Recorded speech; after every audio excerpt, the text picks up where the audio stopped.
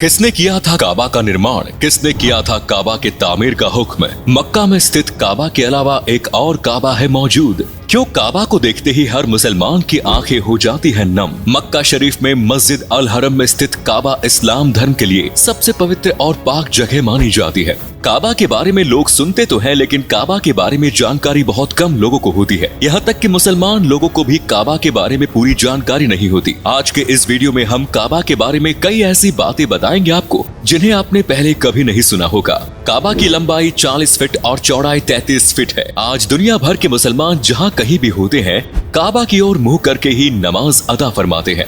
हर रोज हजारों की संख्या में मुसलमान काबा का तवाफ करते हैं, यानी इसके चारों ओर परिक्रमा लगाते हैं। और रमजान के महीने के दौरान तवाफ करने वालों की संख्या 25 लाख से भी अधिक पहुंच जाती है। बहुत से लोग मानते हैं कि हजरत इब्राहिम और उनके बेटे इस्माइल ने काबा की तामीर की थी, लेकिन काबा की सबसे पहली तामीर दुनिया के पहले इंसान हजरत आदम अलैहिस्सलाम द्वारा की गई थी। अल्लाह के हुक्म से ही हजरत आदम ने काबा का निर्माण किया था, लेकिन कुदरत की मार के साथ काबा का मूल ढांचा नष्ट हो गया। के बाद आज से लगभग 4000 साल पहले हजरत इब्राहिम और उनके बेटे इस्माइल ने दोबारा काबा का निर्माण किया, लेकिन इसके बाद भी अनेकों सुल्तानों और अलग अलग राजवंशों ने काबा के ढांचे में बदलाव किए और इसे अपने मुताबिक बनाया। आज जो काबा हम देखते हैं वो सन 1996 में तैयार किया गया था। कहा जाता है काबा का ढांचा बहुत मजबूती के साथ बनाया गया था और आने वाले सैकड़ों सालों तक भी इसे किसी प्रकार का नुकसान नहीं पहुँचेगा। हजरत पैगम्बर मोहम्मद के समय तक काबा में कोई भी मुसलमान प्रवेश कर सकता था। इसे आम जनता के लिए हफ्ते में 2 बार खोला जाता था, लेकिन आज मुसलमानों की बहुत बड़ी भीड़ के कारण काबा का दरवाजा पूरे साल में सिर्फ 2 मर्तबा ही खोला जाता है और केवल वीआईपी मेहमान या खास शख्सियतों को ही काबा में प्रवेश करने दिया जाता है। कई लोग सोचते हैं कि काबा की चाबी सऊदी अरब की सरकार के पास रहती है, लेकिन असल में इसकी चाबी शैबा परिवार के पास है। और चाहे दुनिया की कितनी भी बड़ी शख्सियत क्यों न हो, काबा में प्रवेश करने से पहले उसे इस परिवार की अनुमति लेनी पड़ती है। कयामत तक ये चाबी शैबा परिवार के साथ ही सलामत रखी रहेगी।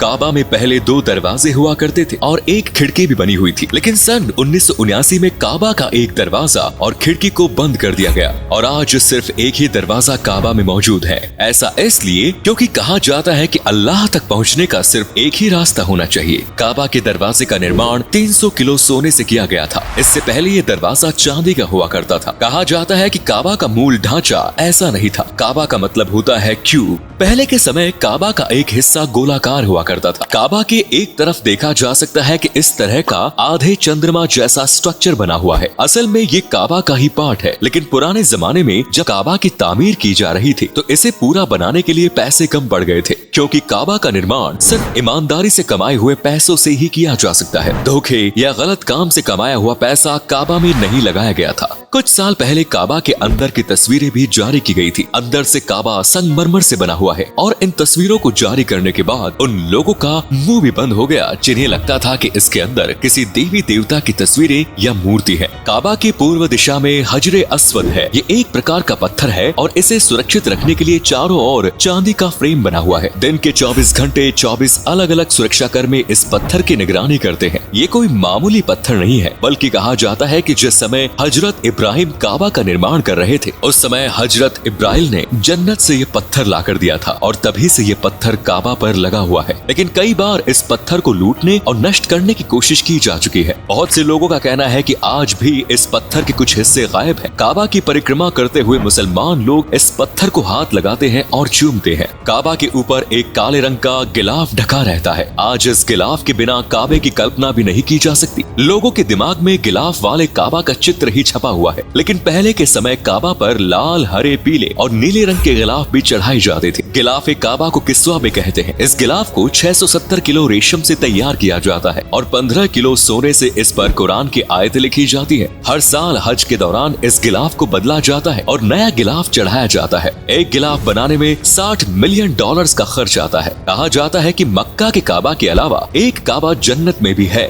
जो ठीक इस काबे के ऊपर है। जन्नत में बने काबे को बैतुल मामूर कहते हैं। हर रोज 70,000 से अधिक फरिश्ते बैतुल मामूर का तवाफ करते हैं और एक बार तवाफ करने के बाद कयामत तक दोबारा किसी फरिश्ता का नंबर नहीं आएगा, जिससे पता चलता है कि जन्नत में फरिश्तों की संख्या कितनी अधिक है।